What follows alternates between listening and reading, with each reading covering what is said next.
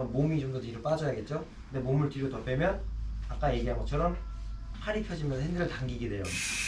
그래서 라이더가 이 팔 길이가 다르기 때문에 어떤 사람은 이만큼 빼도 안정적인 사람이 있고 어떤 사람은 팔다리가 짧고 키가 크지가 않아서 이 정도에서 끝나는 사람도 있을 거예요. 이 상태에서 저 같은 경우에도 이 정도에서 더 이상 웨이트백은 안 해요. 이 상태에서 경사가 더 심해졌다. 그러면 허벅지를 힘을 주고 다리를 구부리는 거예요. 여기서부터는 웨이트백이 아니고 자세가 낮아지는 거죠. 기마 자세에서 낮아질 때 올라가요. 경사에 따라서. 그래서 보시면 상체가 어깨 부분이 높고 엉덩이 부분이 낮은 게 아니고 웨이트백을 할수록 엉덩이가 들리고 상체가 낮아지면서 수평 같은 이런 자세가 돼야 되는 거예요. 여기 보면 대부분은 이제 이런 식으로 웨이트백을 많이 하지만 이게 아니고 이런 식이 되는 거죠. 이게 이제 동기 저항을 줄이려고 선수들이 이렇게 숙이는 게 아니고 엉덩이를 들고 상체를 낮춰주니까 이렇게 수평이 되면서 낮은 자세가 되는 거예요. 여기서 엉덩이가 올라가지 않고 내려가게 되면 뒤쪽만 무거워지고 앞쪽이 가벼워지고 이 핸들을 조향할 때 어깨가 더 높기 때문에 조향도 잘 안 되고 자전거 쉽게 휘청휘청하게 되는 거예요. 그래서 넘어지는구나. 그래서 자꾸 이런 자세가 나오는 거예요. 차 타는 사람들이. 네.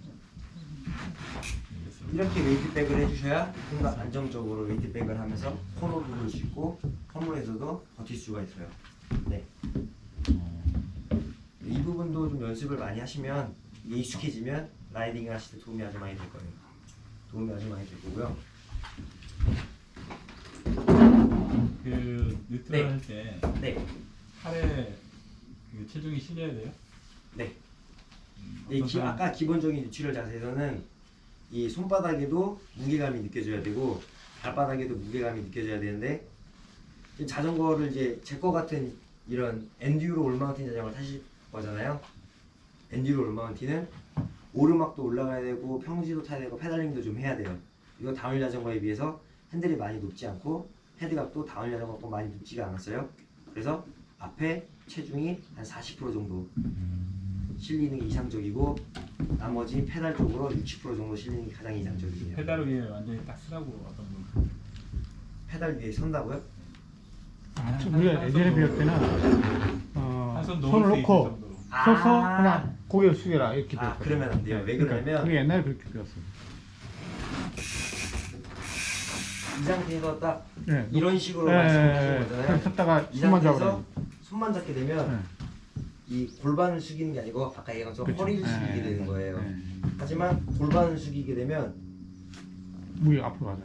무게가 앞으로 쏠리면서 팔로 잡고 버텨줘야 되는 거죠. 네. 이렇게 서 있게 되면 자전거는 뭐 모든 스포츠가 마찬가지지만 무게 중심이 이 상체의 무게 중심이 높을수록 불리해요. 그리고 특히나 자전거는 회전을 할 때 핸들을 돌려서 회전을 하는 게 아니고 자전거를 기울여서 회전을 하는데 자전거를 기울일 때 몸의 무게 중심이 높으면 자전거가 쉽게 휘청거리게 돼요. 자전거를 기울였을 때 어느 지점에서 순간적으로 확 기울어져 버리고요. 무게 중심은 낮아지는 게 좋습니다.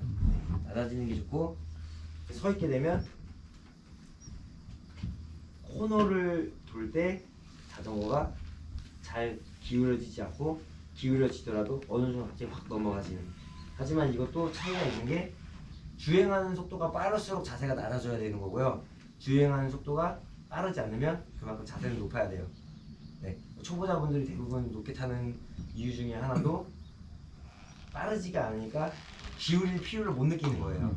네. 하지만 시간이 지나면서 코스에 익숙해지고 자전거에 익숙해지고 라이딩에 익숙해지면 원래 처음에 입문할 때보다 속도는 당연히 빨라지겠죠.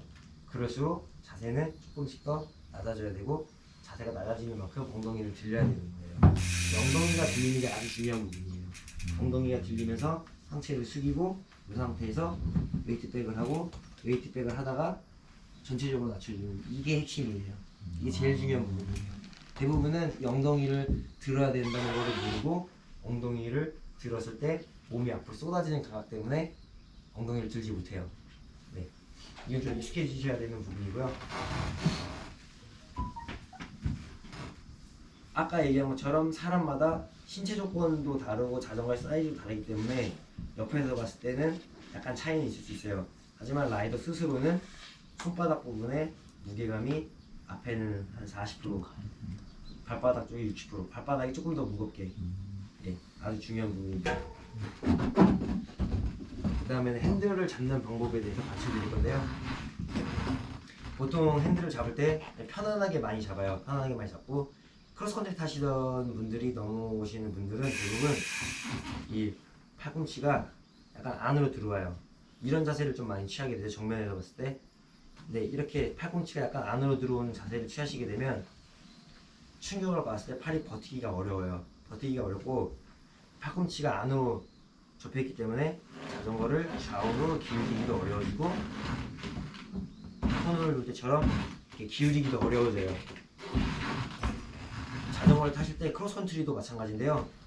가장 이상적으로 핸들바를 잡는 자세는 이 팔꿈치 부분이 이렇게 벌어지는 게 아니고 편안하게, 그러니까 팔굽혀펴기 하듯이 편안하게 살짝만 벌려주시는 거예요. 정면에서 봤을 때 살짝만. 이렇게 벌려주는 이유는 이 사람의 어깨 관절하고 이 팔꿈치 관절 모양, 손목 관절 모양상 팔꿈치가 안으로 들어가게 되면 이 팔이 자연스럽게 벌어지게 돼요. 위쪽으로. 이 안쪽 부분이 벌어지게 돼서 핸들을 꽉 편안하게 양쪽이 동일하게 잡아지는 게 아니고 조금 더 이쪽이 그립 쪽으로 가까워지고 이쪽이 약간 멀어지게 되는 거죠. 이쪽이 비게 돼요. 그래서 핸들을 강하게 잡을 수가 없고 팔꿈치가 들어가게 되면 이 손이 살짝 요 안쪽이 앞으로 가게 되고 뒤쪽이 뒤쪽으로 오게 되죠. 바깥쪽이 뒤쪽으로 오게 돼요. 그래서 핸들을 잡았을 때 이런 식으로 아주 수평적으로 핸들을 잡게 되는데 이 사람의 손바닥의 관절 구조상 파이프를 잡았을 때 일자로 잡게 되면 이 바깥쪽 부분이 공간이 남으면서 강하게 잡을 수가 없게 돼요. 그래서 살짝 팔꿈치를 바깥쪽으로 벌려주시고 자연스럽게 벌려주신 상태에서 손은 일자로 핸들을 잡는 게 아니고요. 살짝 비틀어 주는 거예요. 예, 야구 배트 같은 거 잡을 때도 보통 이렇게 일자로 잡는 게 아니라 살짝 비틀잖아요. 그러나 비슷한 원리라고 생각을 하시면 되고요. 정면에서 봤을 때 이런 식으로 일자로 잡는 게 아니고요. 살짝 비틀어서 잡아주시는 거예요. 살짝 비틀어서. 이것도 사람마다 약간 차이가 있어서 어떤 사람은 많이 비틀어서 잡는 사람도 있을 거고요. 덜 비틀어서 잡는 사람도 있을 건데 본인이 핸들을 잡았을 때 살짝 비틀어서 이 끝부분에 공간이 남지 않도록 이렇게 잡아주시는 게 중요한 부분이에요. 그리고 이 손바닥을 살짝 비틀어서 핸들을 잡게 되면 좀 더 자연스럽게 팔이 벌어져요. 이 정도. 저는 딱 이 정도예요. 이렇게 잡아주신 상태에서 기본 라이딩 자세를 취해주는 거예요. 근데 여기서 너무 과도하게 이렇게 벌리고 타시는 분들이 있어요. 너무 과도하게 벌리게 되면 오히려 또 힘을 주기 또 어려워져요. 팔굽혀펴기 할 때도 너무 벌리면 또 힘들잖아요.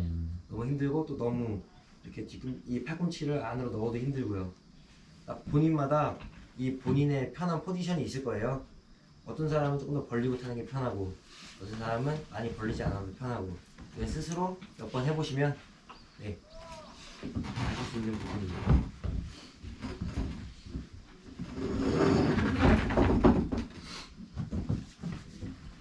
방금 제가 라이딩 포지션이랑 무게중심을 잡는 방법에 대해서 간단하게 설명을 좀 해드렸는데 이해가 좀 잘 안 되거나 본인이 알고 있던 거랑 많이 다른 부분이 있다든지 아니면 따로 또 궁금한 게 있다든지 하는 게 좀 있을까요?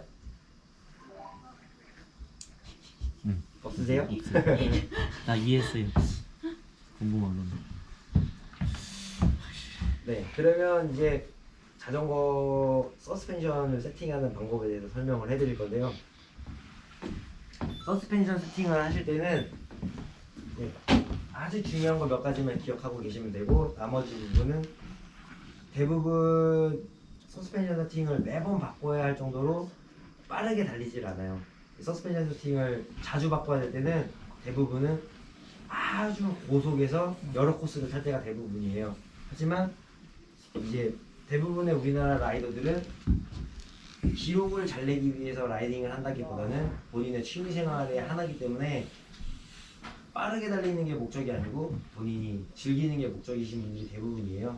그래서 한번 서스펜션 세팅을 조절을 해두면 크게 바꿀 일은 많지 않고 파크를 탔다가 싱글을 탔다가 이렇게 좀 이 라이딩을 하는 코스가 계속 변화가 된다면 서스펜션 세팅을 좀 바꿀 필요가 있지만 대부분 아예 파크에서만 탄다든지 아니면 싱글에서만 탄다든지 하면은 서스펜션 세팅은 어느 정도 맞춰놓은 상태에서 그대로 라이딩을 하시는 게 오히려 더 마음이 편할 수가 있어요.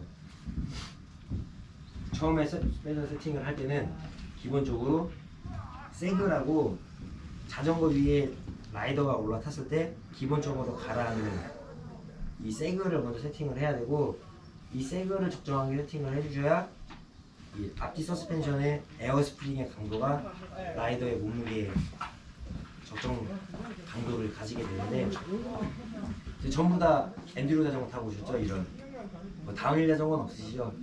네. 하드테일 혹시 있으시나요? 타시는 분들 중에? 없습니다. 다 푸샥이죠? 이제 제가 이 엔듀로 올마운틴 자전거를 기본으로 해서 설명을 해드릴 건데 예를 들어서 바이크 파크 이런 고창이나 용평 이런 바이크 파크에서 라이딩을 많이 하신다 하면 이상적인 세그는 앞에는 20% 전체 트래블 대비 20%고 뒤는 30%예요. 근데 이제 제조사마다 뒤에 35%까지 권장을 하는 이제 제조사들이 있어요. 예, 우리나라에서 수입되는 브랜드 중에 대표적인 건 트랜지션이 아주 대표적이고요. 이 자전거마다 이 구매를 하셨을 때 매뉴얼에 써 있어요. 이 자전거는 세그를 몇 프로를 사용을 해야 된다. 근데 그렇게 특별하게 명시가 되어 있는 트랜지션 같은 브랜드가 아닌 이상은 대부분이